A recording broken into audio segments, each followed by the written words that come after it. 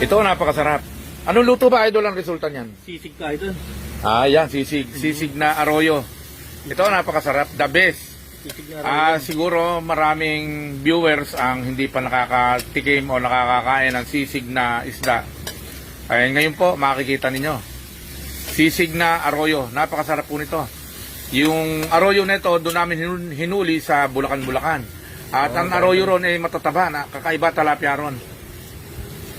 Masarap ding isigang. Sarap yan. Yung mga lagyan ko ng sili na kagaya. Yan. The best yan, the best. Pero unahin ko muna ito bago ko lagyan ng sibuyas. Oo, siyempre. Kailangan maluto muna ito. Ang sarap nito, ang sarap. Uy, kumukulo na ang aming sisig.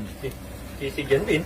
Sisig yan, sisig. Ito yan, di ba? Ang alam mo sa sisig, mga baboy, di ba? Opo, baboy. Ito, arroyong napakasarap. Hinuli pa namin sa Bulacan. Para lang maigayak dito. Kasi kakaiba yung tilapia ron, yung arroyo ron. Parang gusto ko ng tikman, pwede na. Ay, wag muna. Bawal na ba? Bawal. Hindi man ikaw original chef. Ano ba ito? Sisig. Sisig na isda, no? Yan, sisig na arroyo. The best yan, idol. Konti lang ito siling lagi. 1 kilo lang naman ito eh. Ayan, napakasarap niyan. Idol, parang mas marami sili sa sisig mo. Nawala yung isda! Nawala isda. Nawala yung isda! Yan, hahaluin na. Ganyan po talaga. Kailangan Makita marami isda. yung sili. Para malasang malasa.